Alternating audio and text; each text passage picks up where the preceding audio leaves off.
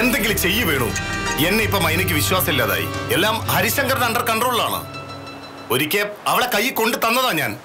അന്ന് അവള് രക്ഷപ്പെട്ടത് എന്റെ കുറ്റം കൊണ്ടല്ല. ഇനി എനിക്ക് വയ്യ എന്ന് പറഞ്ഞ അവര് കേൾക്കണ്ടേ? അതൊന്നും എനിക്കറിയാൻ വയ്യ.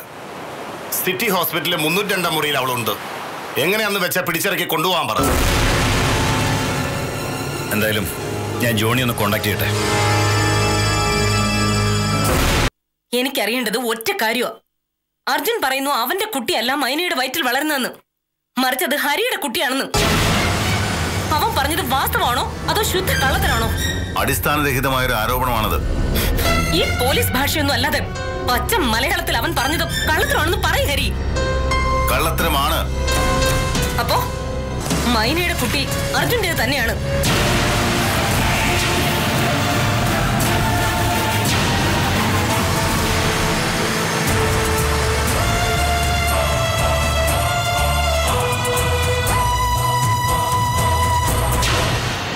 അതെ. എങ്കിൽ പിന്നെ മൈന അർജുന്റെ കൂടെ പോവില്ല എന്ന് പറഞ്ഞത് എന്തിനാ? ഹരി അതിനെ സപ്പോർട്ട് ചെയ്ത് എന്തിനാ? ഗൗരി, മൈനയ്ക്ക് അവനെ പേടിയാണ്. അങ്ങനെ പേടിക്കുന്നൊരവസ്ഥയിൽ ഞാൻ എങ്ങനെ അവളെ അവന്റെ കൂടെ പറഞ്ഞു വിടും? മൈനയ്ക്ക് പണ്ടും അർജുനെ പേടിയായിരുന്നല്ലോ. അതാ ഞാൻ പറയുന്നത്. ഹരി പറയുന്നതിൽ പൊരുത്തക്കേടുണ്ടെന്ന്. അർജുനെ കണ്ടാൽ തന്നെ പേടിയുള്ള ഒരു പെണ്ണിനും എങ്ങനെ അർജുന്റെ കുഞ്ഞുണ്ടായി? എന്നെ കുറ്റം പറഞ്ഞ എന്റെ ഭാര്യയാണ്. അതിലിടപെടാൻ നിനക്കെന്താ കാര്യം? ഇത് ഞങ്ങളുടെ കുടുംബകാര്യമാണ്. അതിൽ നീ ഇടപെടേണ്ട കാര്യമില്ല. എന്റെ ഭാര്യയോട് ഞാൻ ഇണങ്ങും പിണങ്ങും. അതൊന്നും അന്വേഷിക്കലല്ല നിന്റെ പണി. സിദ്ധു ഇങ്ങോട്ട് വെറുതെ ആവശ്യമില്ലാത്ത കാര്യത്തിൽ ഇടപെട്ട് നാണം കിടണ്ടാവാ.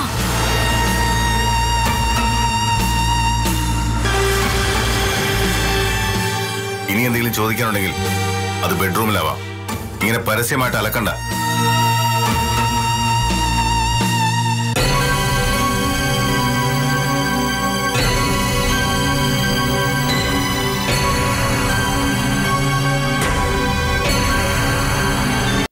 എന്തായാലും കുടുംബത്തിലെ വഴക്ക് തുടങ്ങിക്കഴിഞ്ഞു സിദ്ധു. മൈനയുടെ കാര്യത്തില് ഏട്ടൻ ഇത്രയും സെൻസിറ്റീവ് ആവണമെങ്കിൽ അതിന് തക്കതായ കാരണം കാണും. പക്ഷേ അത് ഹരിയേട്ടൻ ഒളിക്കുക. അതിലൊരു കള്ളത്തരമുണ്ട്. അപ്പൊ ഗൗരിയച്ച് സംശയിക്കുന്നതിൽ എന്താ തെറ്റ്? എനിക്ക് പോലും സംശയം തോന്നുന്നുണ്ട് ഇപ്പൊ. അത് നിന്റെ മനസ്സിന്റെ വലിപ്പക്കുറവ്. അതെ, വലിപ്പക്കുറവ് തന്നെയാ.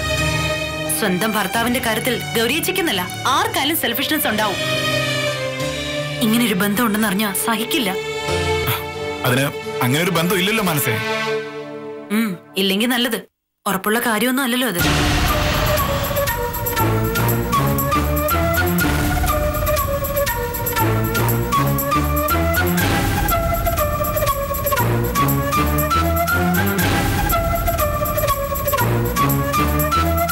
നിങ്ങൾക്കൊരിക്കലും കൈയൊഴിഞ്ഞു പോകാൻ പറ്റില്ല.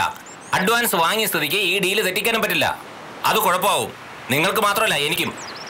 ജോണി, ഇക്കാര്യത്തിൽ ഞങ്ങളൊന്നും ചെയ്യാതിരുന്നിട്ടില്ല. തെറ്റ് പറ്റിയപ്പോഴും നിനക്കാ. എത്ര കഷ്ടപ്പെട്ടാണ് റിസോർട്ട് വരെ അവളെ കൊണ്ടുവന്നറിയോ? അന്ന് നിങ്ങളെ കൈവെള്ളയിൽ എത്തിച്ചു തന്നല്ലേ. എന്നിട്ടോ അവള് രക്ഷപ്പെടുകയും ചെയ്തു. നിങ്ങൾ കാരണം എന്റെ കയ്യിൽ നിന്ന് പോവുകയും ചെയ്തു. ഞങ്ങൾ എന്ത് ചെയ്തെന്നാ? വണ്ടിയിലിരുന്ന് കാശ് മുടക്കി മേടിച്ചാണ് നിന്നെന്ന് പറഞ്ഞില്ലേ? അതോടെ അവൾക്ക് സംശയമായി.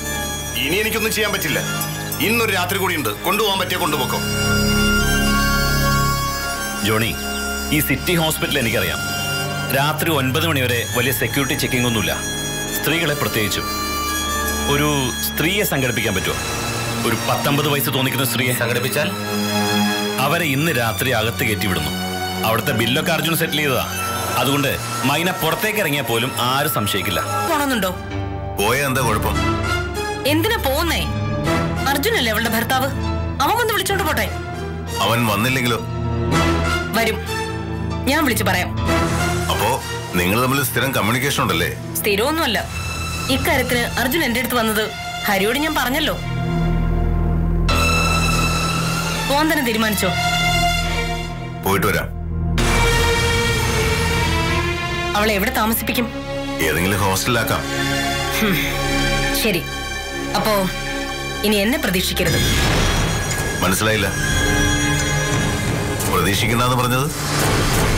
ഹരി തിരിച്ചു വരുമ്പോ ഞാനും മോളും ഇവിടെ കാണില്ല.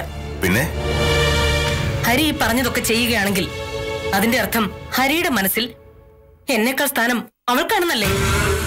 പിന്നെ ഞാനിവിടെ നിന്നിട്ട് എന്താ കാര്യം? ഞാനും മോളും എന്റെ വീട്ടിലേക്ക് പോകും. ഗൗരി, എന്തിനാ ഇങ്ങനെ വാശി പിടിക്കുന്നത്? ഹരി എന്തിനാ വാശി പിടിക്കുന്നത്? മൈനയുമായിട്ടുള്ള ഒരു റിലേഷനും എനിക്കിഷ്ടമല്ല. കളപ്പുരയ്ക്കൽ ഗൗരി വെറുതെ ഒന്നും പറയില്ല.